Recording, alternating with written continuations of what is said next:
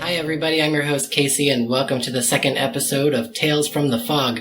I'm here with Nonni. Hi. And we're going to be talking about costuming today, but first I wanted to ask you a question. How did you find your passion for Halloween? It was scared into me. Scared into you? Yeah. It wasn't a choice. It was bestowed upon me. A friend of mine took me to Scary Farm when I was maybe 12. I was in high school. And I went, and I didn't want to go. I was dragged to haunt, and I was kicking and screaming the entire time. And then I saw more of how the monsters were, instead of just doing quick in and out scares, they were using tactics that I hadn't really seen anyone use in real life, because you don't need those things in your day-to-day life. Yeah. And I became very interested in that, having come from a theater background since I was a little kid.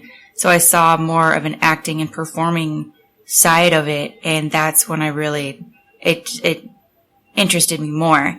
As I wasn't a fan of scary things or haunted things, because I was traumatized as a child watching scary movies. And so, like, Chucky and all those horrible, horrible things that no child should ever have to watch, I watched them, and then I hated everything scary. But it was actually going to Scary Farm and developing an appreciation for the monsters when I developed an appreciation for the haunted industry in general. And that's when I started, rekindling the curiosity in regards to scary movies and trying to look past the oh my God, it's a child that's going to try to kill me. Like, no, this is a character that somebody created to tell a story. Whether that story is any good or not is, up to you. But I started appreciating it for something more. We have a train rolling by. I thought we were about to die. Somebody tell my child that I love him. What is it about haunted attractions that you find enjoyable now? Because you've been to so many. What is it that you find interesting in a haunted attraction? Storytelling.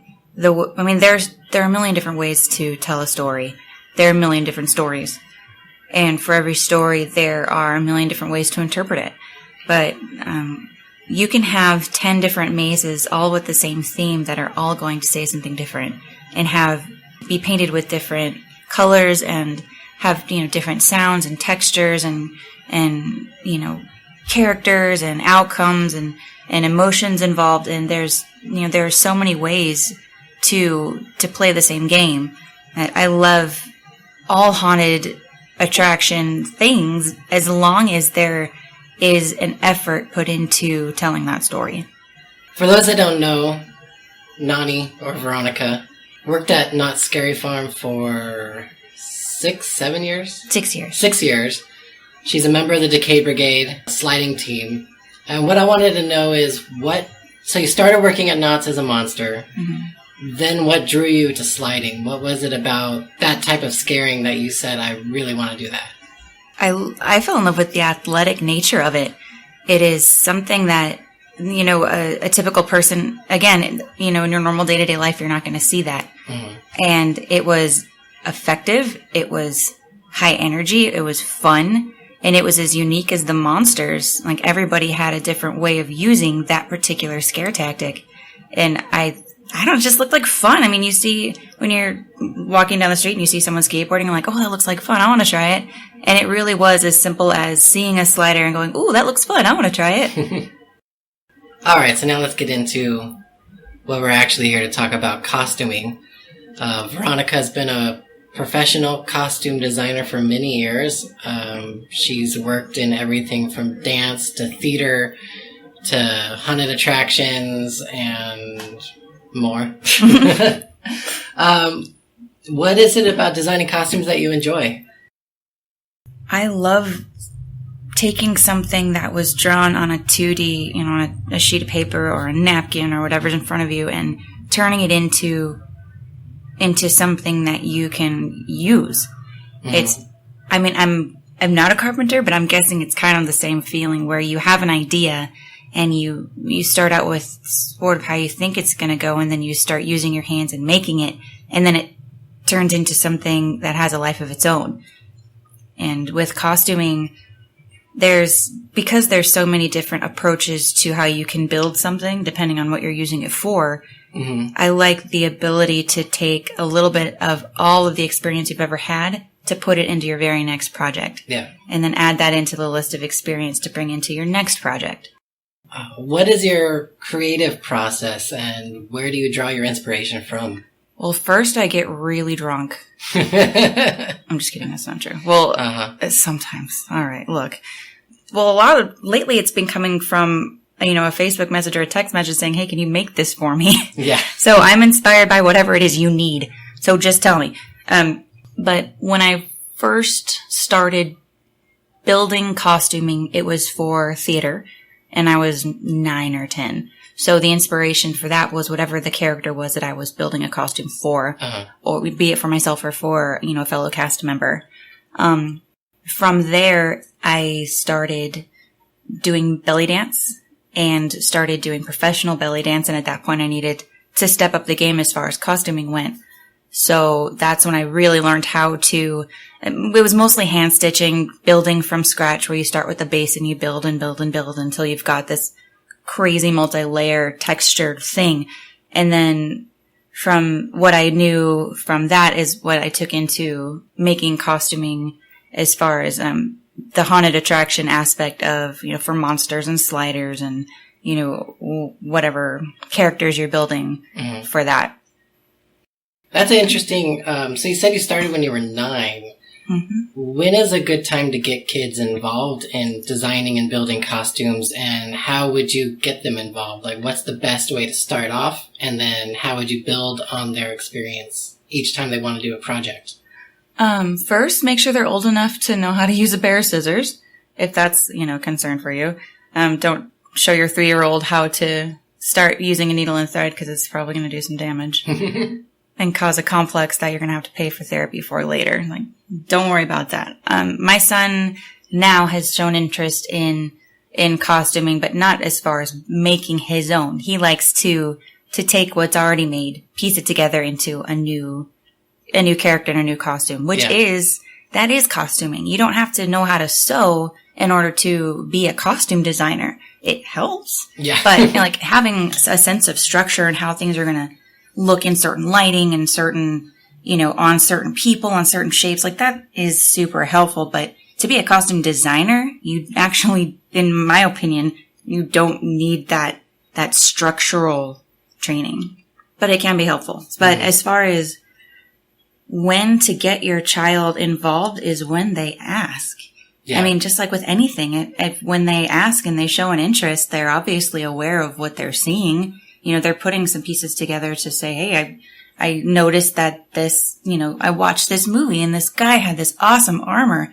Where did that come from? Like, if this is something you're passionate about, that's a great door to walk through to tell them about how these things come to be. Yeah. You don't have to get too technical with it starts as a 3D rendering and then it turns into, a shape carved out of foam. Like, you don't have to get too complicated. You just say, well, someone had an idea and they saw some pictures of what the real armor looked like and they found a way to make it themselves. Mm-hmm. And, you feed the imagination. If they show any sign of curiosity towards something, that's a seed you want to water, regardless of what it is, unless it's, homicide. Then you send them to Scary Farm. And then they turn into haunt monsters, and then they never move out of your house. Yeah. We don't want that, kids. When you're working on a large project, how do you manage your time? Oh my God, I don't. There's a gradient somewhere in there of being super entrepreneurial and being able to manage your time and be able to still get done what you originally wanted to do, which is create this great thing, So that's like one end. And the other end is you can barely get yourself dressed, but you're really good at doing something. Mm-hmm. I'm really close to that end where I can't function on a day-to-day basis, but I'm really good at certain things. Yeah. So I don't manage my time well. It's just something I've never been very good at. But I try because the world that we live in. You do have to do grown-up things every once in a while.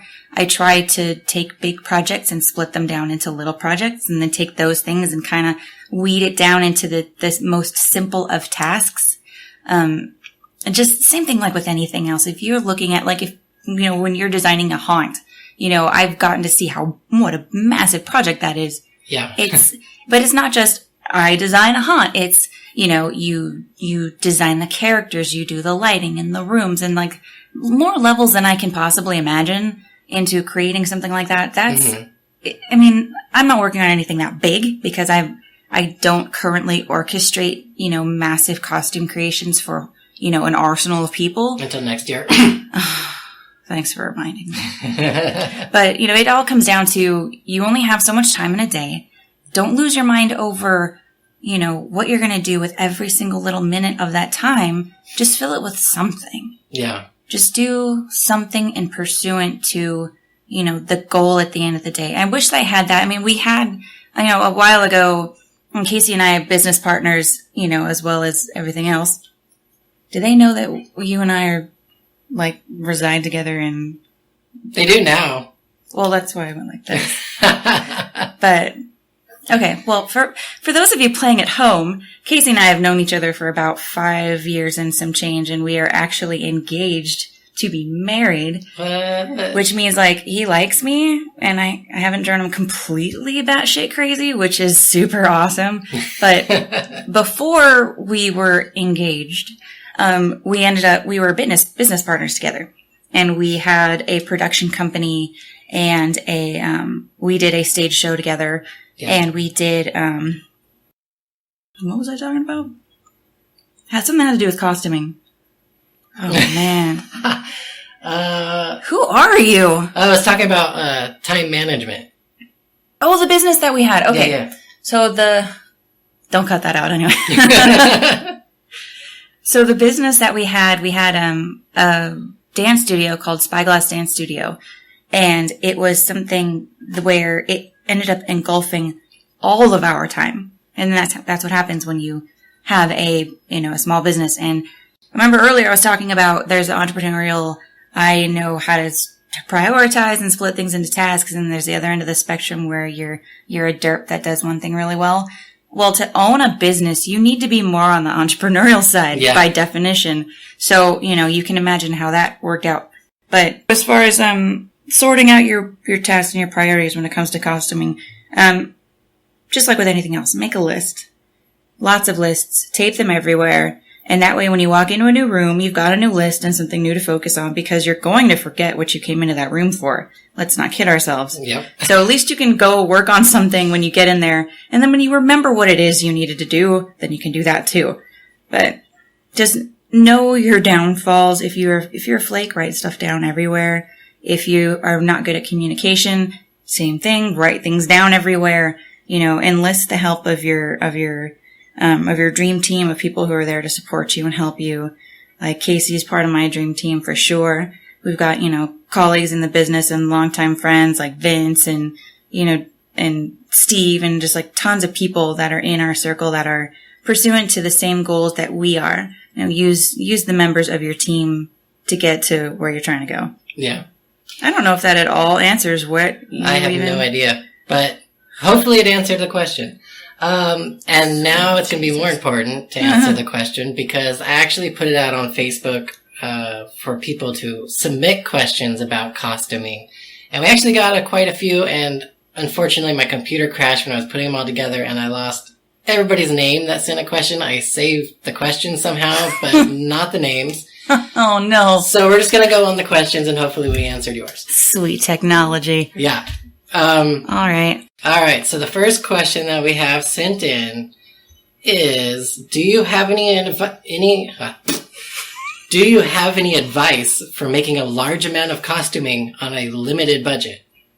Buy in bulk when you can. I know that materials can add up quickly in cost, but you will actually get more for less if you buy in bulk. Also, you shop around. The internet is a really great place to get a mass quantity of things cheaply.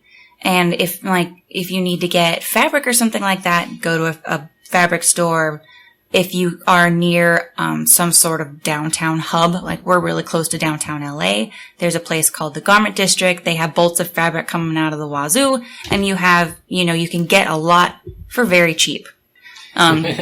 You definitely utilize, what you can use the same thing for more than one purpose. If you know enough about what you're trying to create, you can. And also remember, you're building stuff to be probably not seen in full light. Yeah. So you can get away with maybe using one thing for a different purpose. So keep that in mind when you're buying for things. Try to knock out a couple of needed items with one product, with one thing. And then you can buy more of that, again, saving you some money. And then also think about what you can buy that's already made. Like if you need a bunch of priest robes, for example, and you know that you can go to Hobby Lobby and get a bunch of regular robes like Dracula robes for $5 a piece, then get those. You could use safety pins or, a hand stitch or whatever you want to turn those into priest robes, tie, a rope around the waist, and you've got, your Father Sarah costume. Like there are ways that you can use things, alter them just a little in order to make them go a lot farther towards what you're trying to make. How would you, that's a good question. So let's say I go to Goodwill, which is another great place to buy stuff cheaply, or I go to Hobby Lobby, or I go to Spirit Halloween, and I'm on a budget. I buy an okay costume, not great quality, but it's going to do the trick. How do I then upgrade it to make it look better? Like, are there tricks that you can do to take something that may be a little bit of low quality and increase the quality for your show? Yes. Actually, this is very helpful too. If you want to repurpose something or, upcycle something, is you'll notice that if you look at, let's say like a Jack Sparrow costume, if you wanted to make one of those. If you look at the Jack Sparrow costume on a screenshot from the movie, you're going to notice all of these layers and these textures and these different uses of different random things. Like there's a weird coochie pendant hanging from his hair. I mean, the beads and all these different lovely things that are all drawing your attention at different times. And then you go to Spirit Halloween and you look at their Jack costume, and it's a shirt and a vest and a pair of pants-like type things with a belt already sewn on and with your boot tops already sewn on. Yeah. So if you look at one versus the other, you're going to notice that the Spirit one is very flat. There's no texture. There's no dimension. There's no layering. So when you end up with something like that, but you want to make it a little bit more full and make it your own, you just got to start piling on the layers of things. Consider doing a weird kind of, you can do like a tea dye or a different kind of dye to alter the color of the shirt to give it some more texture. You can do the same kind of tactic with the vest. I mean, use of color on its own will create incredible textures without you having to have like a wool coat. Yeah. You can make something look like a wool coat, just like you fabricate a texture on a wall. You can fabricate the texture of cloth. And that's going to go a long way. And also, if it's 95 degrees like it is now, and you go out on Halloween, you don't want to have a wool coat on because you're going to die. Yeah. Use your colors wisely would be the case. And then, same thing, go back to the thrift store.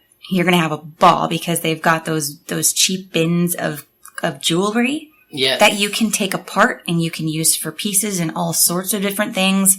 Make good friends with your glue gun, because you're going to use the crap out of it. It's faster than E6000 and cheaper than E6000. And if you plan on using it at an event like Scary Farm, please use E6000 so that you're not hucking your costume at the guests when you slide by. But if you're just using it for something a little less intense, absolutely go with the glue gun. 100%.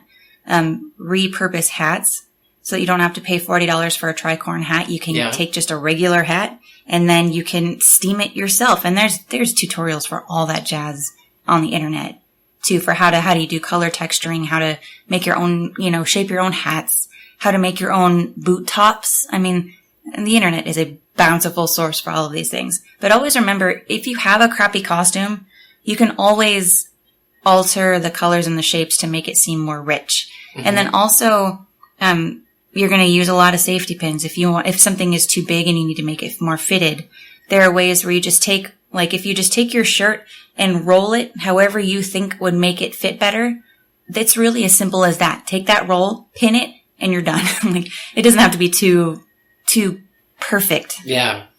I had a werewolf mask quite a few years ago. I don't know where it is, but it was a very plasticky face. It had the fur around the face that covered the neck, but the face itself was very plasticky, and I didn't like the way it looked. Mm-hmm. So what I did is I actually brought it into Not Scary Farm. I'm a makeup artist. Did something I've never seen or heard of doing, and what she did is she took it home and she crushed up cornflakes. Have you ever heard of this? So she made basically like a fine powder out of cornflakes, and she glued the entire plastic face, and then took a brush and brushed on the powder from the cornflakes. And then she painted on top of that. She completely repainted the face. And then it looked like it had like a felt, velvety look to the face. And it looked way better than the plastic. Mm-hmm. Gave it a texture. Yeah.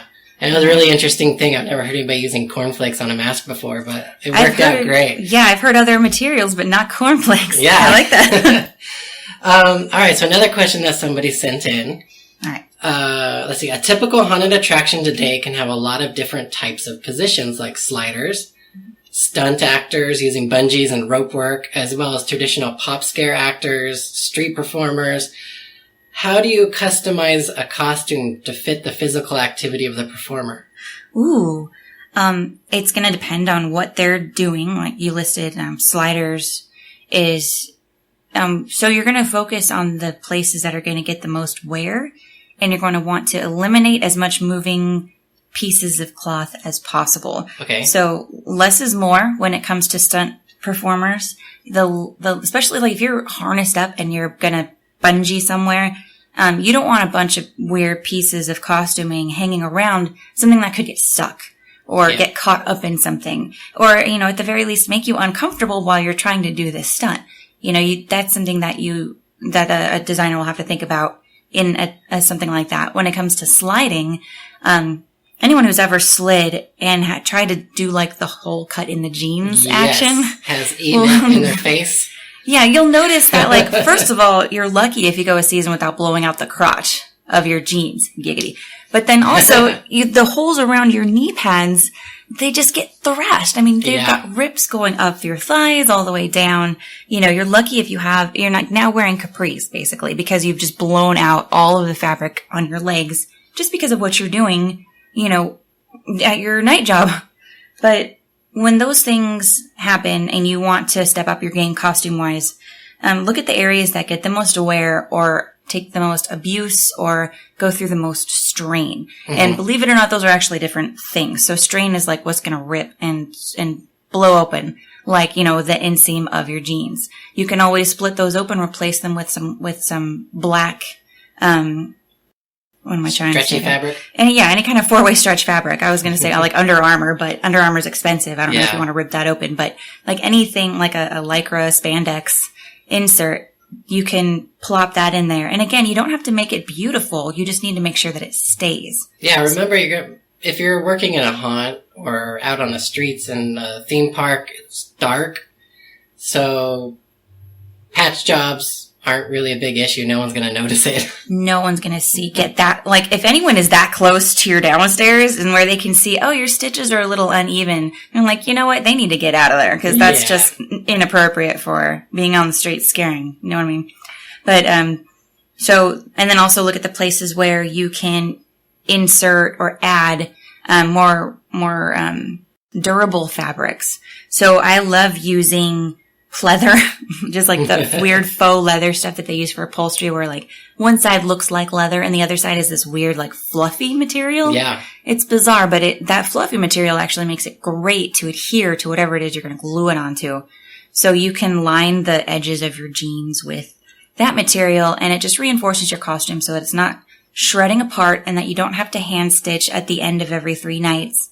because you completely blow out your leg again. Yeah. Just thinking about, the flexibility is strength. So the more flexible you can make your costuming, then the more strong it's going to be and the more resilient it's going to be for the abuse that you're going to put it through. Let's see what else we got on this list. Does costuming for dance and theater differ from what you would suggest to be used in a haunted attraction? Yes and no. Yes and no. Okay.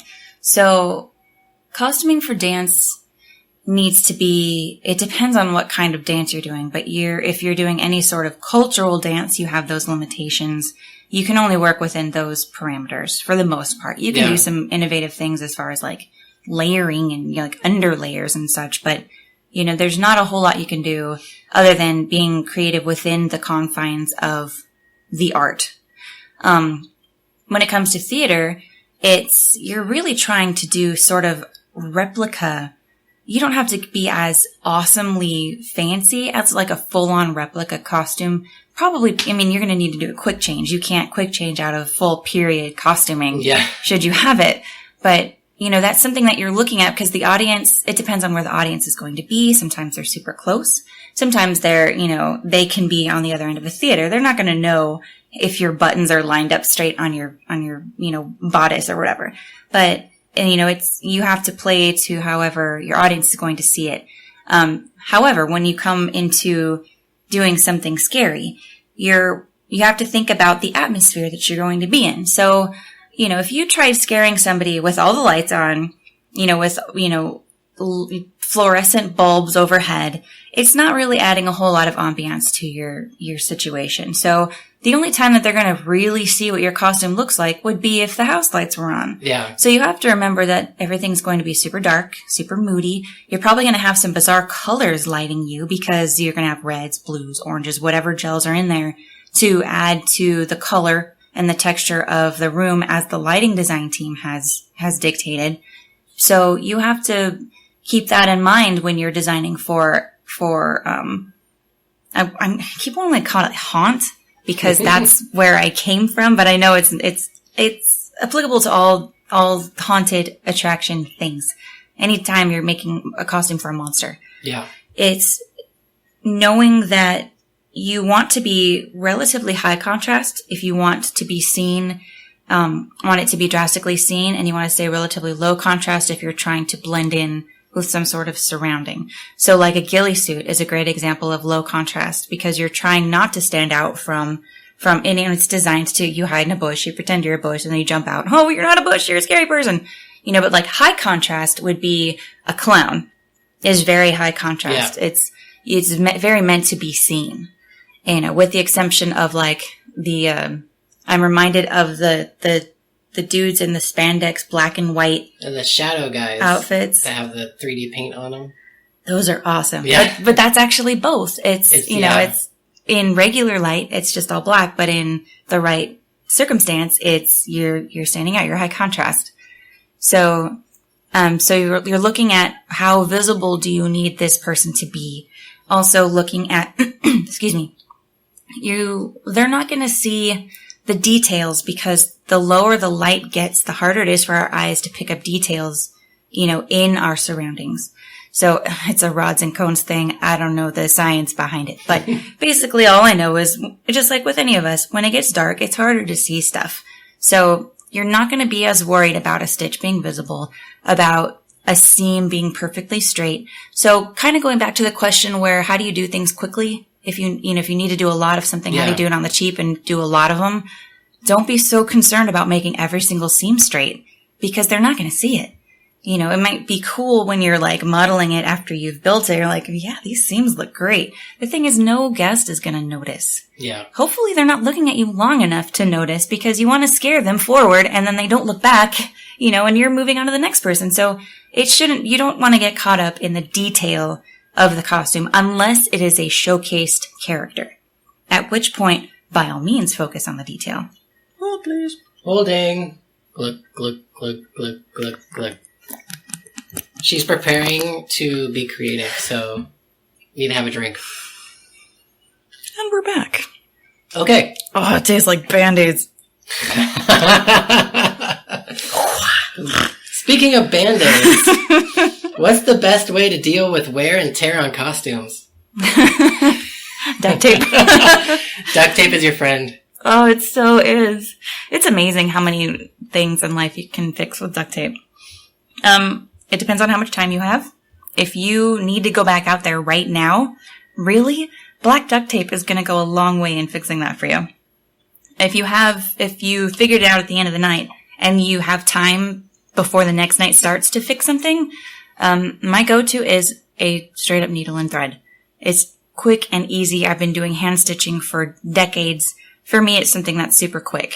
Yeah. You know, for other people, I mean, I know that it's not something that everyone knows how to do. It could take them forever, but, less is more. Think structure rather than beauty, because again, they're not going to see the details in what you're doing. You can make a sloppy stitch as long as it still fits well and it's not compromising your safety by having some weird bit hanging or being too tight or something like that. And as long as you're not hardcore compromising the character. Yeah. Like you don't want to be in all black and then have bright pink thread somewhere on your person.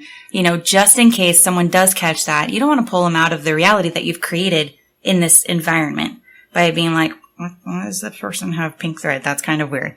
You know, so you want to eliminate the possibility of pulling them out of that.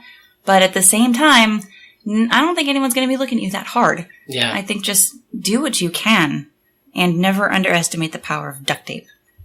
I like that. What are some difficult challenges? Hold on. Whoa, technology. Technology down. Okay, Yeah. We're back. What are some difficult challenges you have encountered while making costumes, and how did you deal with them? Oh my gosh. With every project, there's something new to have to tackle. But which is good because then you come across a problem, you learn how to solve it. Now you can take that into the next project. So it's kind of a good thing that these things happen. But I've come across things where trying to sew that awesome pleather we were talking about. Yeah. The reason that I glue it is because once upon a time, I tried to stitch it by hand, and I was stabbing my fingertips with the eye part of the needle. So, you know, like the needle part of the needle can go into your finger pretty effortlessly, right? Yeah. The eye part of your needle to go into your finger means you've been pushing pretty freaking hard. I've done that as well. It's awful. So, I mean... Thimbles. You could try thimbles, but... I'm sure a smart person would suggest thimbles. Whatever. You and your book smarts over there. Whatever. But I never liked thimbles because I lose the dexterity. Yeah. I've never... Whatever. But, so I learned from that instance, glue can be your friend. You don't have to sew everything. Sometimes it's better to not sew stuff, like when it's pleather and you have a lot of it. So there's that. I've learned that not everything that you design on paper can actually turn out the way you think it should when you build it into a 3D shape. There have been plenty of instances where I'll be building a costume, mostly for the dance. So this will be like in the dance world where things have to be both ornate and highly detailed, yet sturdy. And Willow the studio dog is here. Hi, Willow. Just making sure everything is okay. So you have all of these things you need to take care of, but I don't even remember what I was talking about with that. Ornate dance stuff. But why? Why was I talking about ornate dance stuff? I don't even remember why. All right, moving on. Okay, so let's pick that back up where overcoming challenges in the project. I've made the mistake often of using the wrong kind of fabric for some... Willow the studio dog, everybody. So for instance, in a haunt situation, when you are a monster in very close quarters, cotton is your friend? Yes. Cotton breathes. Well, building an entire costume out of wool, while it might look cool and, be the same, have the same shape and everything that you want it to be, when you get that monster into their area and they start running around and they're sweating bullets 2 minutes later, they're going to be cursing your name because you made this costume out of wool. So that's another thing to think about too, that I learned the hard way was, use very light and airy fabrics wherever possible and utilize the magic of color and faux texture in coloring your fabrics in lieu of the actual fabric. So that's an option too. Mm-hmm. I learned that not everything can be run through a sewing machine as much as you want it to. That's something that, sometimes you just have to hand stitch stuff, which is a fact of life. Yep. I've learned that no matter how hard you try, there will always be some pin left in the carpet that you didn't see, and when you get up to pee, you're going to find it with your foot. Yes. And that's going to suck. So, I'm sure there's a million different things. I mean, we all learn every day based on what we've done that day, but I would say also if you're starting out and you're pretty new to sewing and costume design, I would say always buy a few extra yards of fabric if you're going to be cutting out patterns. Because you're probably going to mess the pattern up. Yeah. Either sewing it or cutting it. And you're going to need that extra room, and you don't want to drive all the way back to the fabric store and try to find the one bolt of fabric that you needed under the stack of all the other fabrics. Exactly. And that's... So always get a little extra. Yeah, and that's, on the assumption that you're building your own costume, from pattern, from scratch.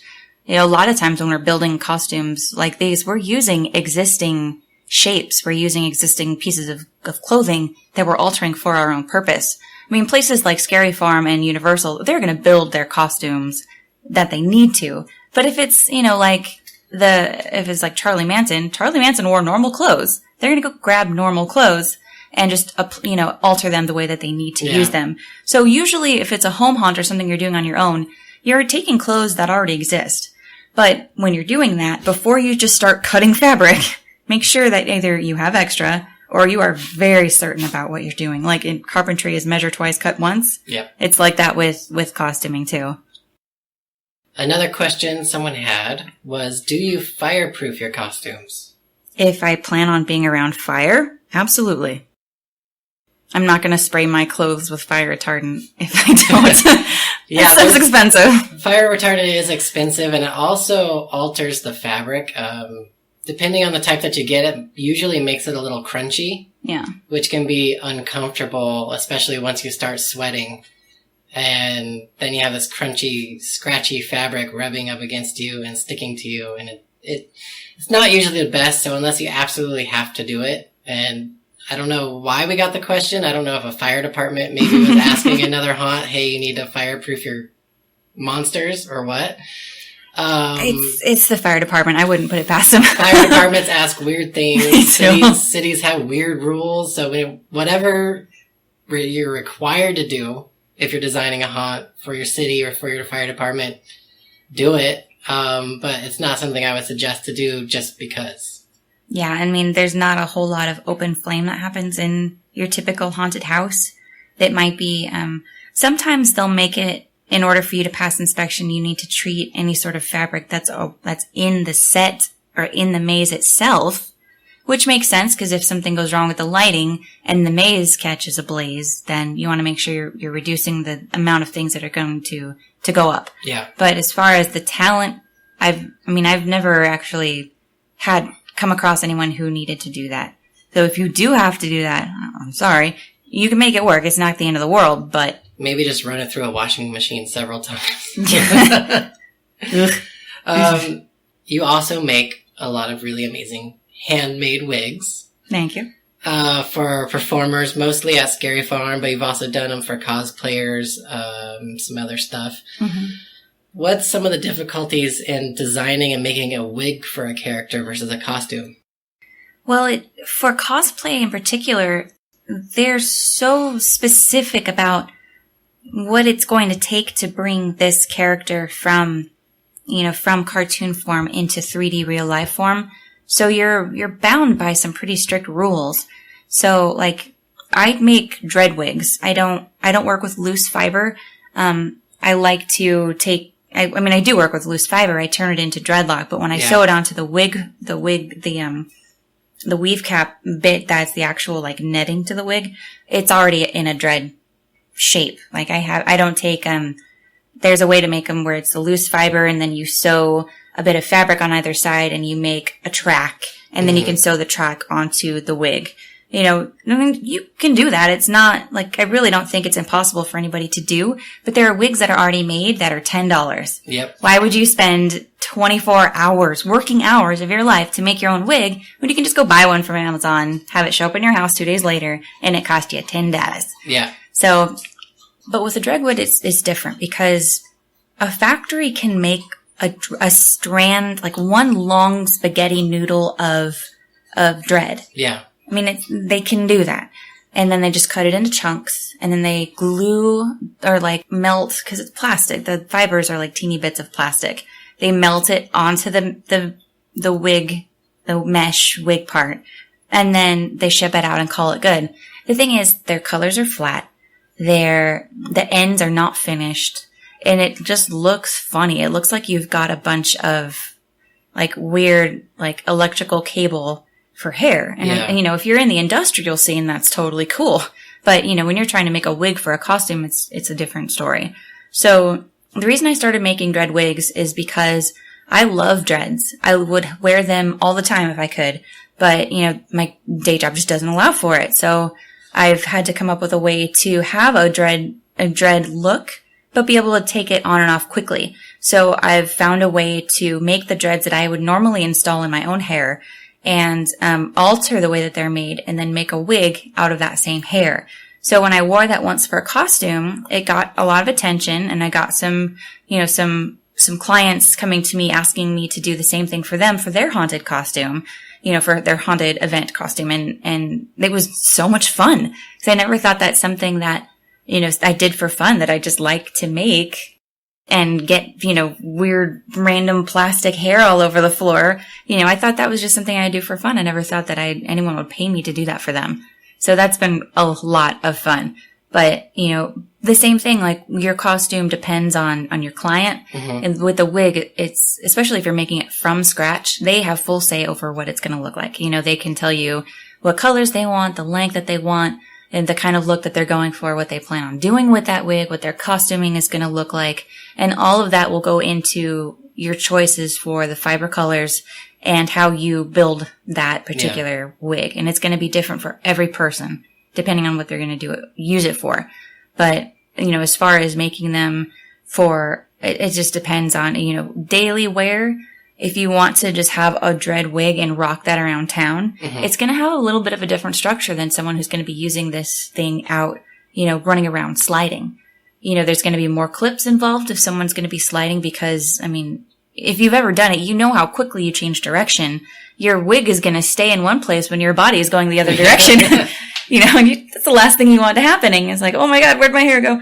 So, you know, it's a little bit of a different construction. There's less hair because it gets heavy and really sweaty. And when you fling your head across and you're going to have this whoosh of hair swinging around and smacking you in the face, I mean, the possibilities are endless of things that could possibly, you know, go awry when wearing a dread wig. So those things are taken into account when making something for that particular instance. But when it comes to doing something like for cosplay, it's almost easier because you know exactly how it needs to look based on a ton of pictures that you can get off the internet.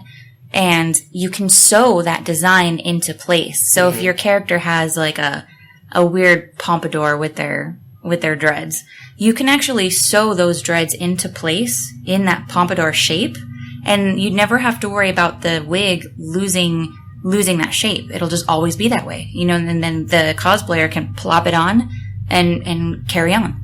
So that's an option too. But if you're a monster, you probably wouldn't want that because you may want to do different things with your hair at different times, you know. Yeah. So yeah. Okay, what are some haunted attractions that you've gone to where you just absolutely love the costuming? What's some good examples of amazing costuming in haunted attractions? Oh my gosh. Scary Farm going through, and I know this is going to come with mixed reviews, but from a costuming design standpoint, I loved the steampunk scare zone at Scary Farm. The Acropolis? Yeah, what Sia's turned into. I just loved it. I love that they finally put some dimension into some characters that weren't in a maze.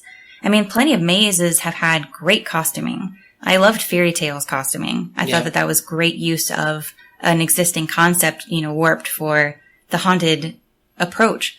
But I loved that there were all these beautiful, relatively period pieces that, were out there just wandering around. And with the lighting, and they used just enough of the texture and using enough of the color palette to where it seemed realistic, but it also looked like you were looking at it through the dark, like through foggy lenses almost. Like, I really liked how they used all of the different parts of the steampunk genre into that whole land. I thought that was a lot of fun. Is there any other ones? Let me think.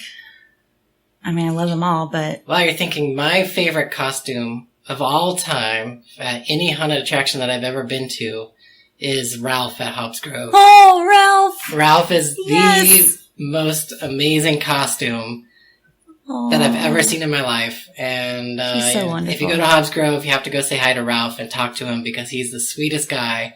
And the costume is absolutely amazing. It is the best.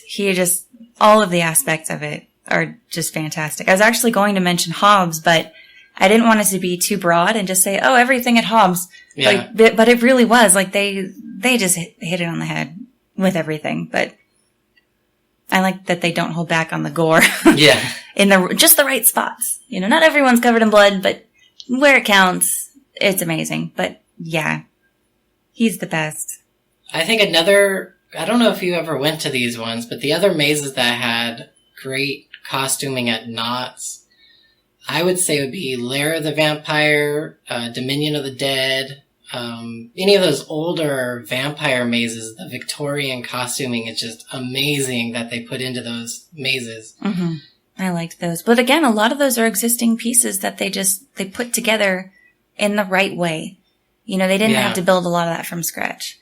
Because the goth subculture will always exist. And there will always be clothing companies that cater to them. So you're always going to have just a slew of badass clothing that you can use for Victorian era and even like steampunk era type applications, So but everything that they did was just beautiful.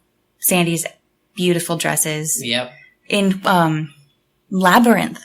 Labyrinth, too, What was the vampire brides that shifted into Labyrinth, whatever they were, like Sandy and the other nymphs or whatever characters that they were, their costumes were just stunning. Mm-hmm. I thought that they were absolutely beautiful.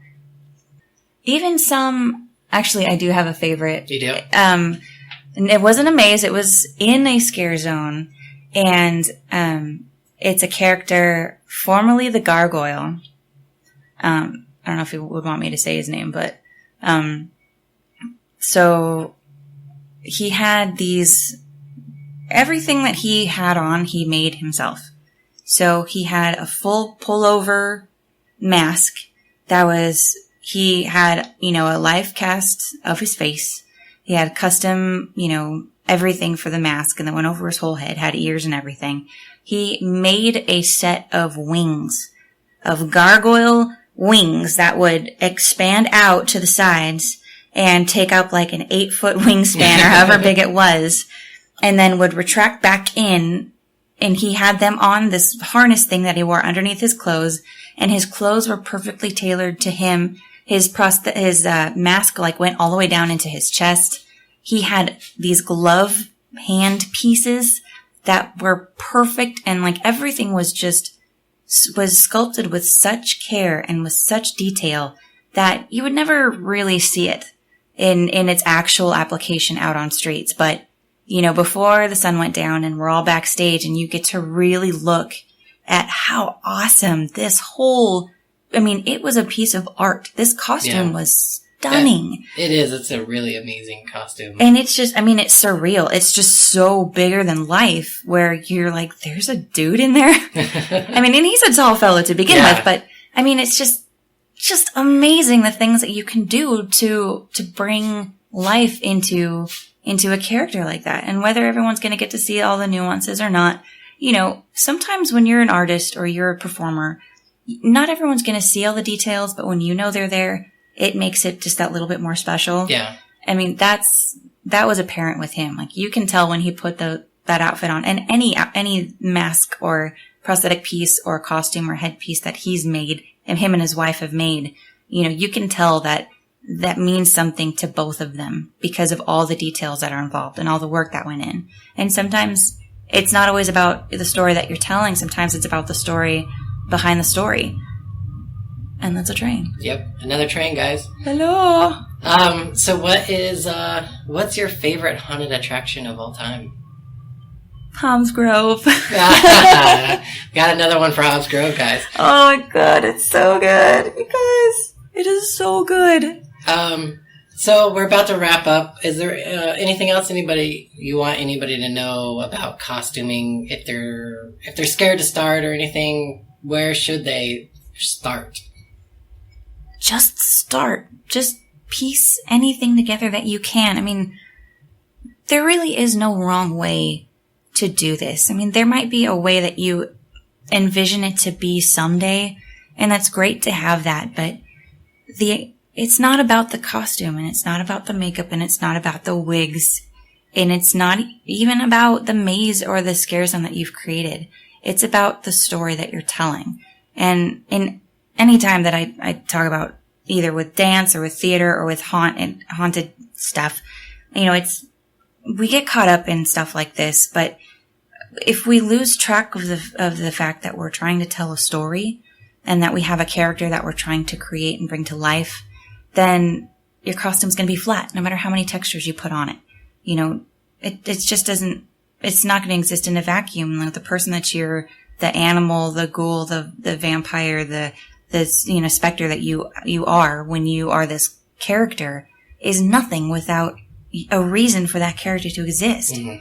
So I know it sounds hokey, it's not about you, it's about the story, yada yada, but it's true, god damn it. And keep that in mind as you're creating, because you're going to find out things about a character that you didn't know before. You're going to discover them as you go. Yeah. When you make that discovery, you can find a way to add that aspect into your costume. You're going to make it more rich and more, and more realistic for the world, in which it lives, by adding those details, by just taking an extra effort, like, oh, it is a werewolf. It's like, well, how long has he been a werewolf? What area of the world is he in? How old was he when he turned? How many people has he eaten tonight? What if he hasn't eaten in months? Did he have a mom? Did anybody watch him turn? Like, you can find out so many things about a character that are all going to dictate what kind of shirt this vampire is wearing. I mean, it really is as simple as, what kind of shirt does he have?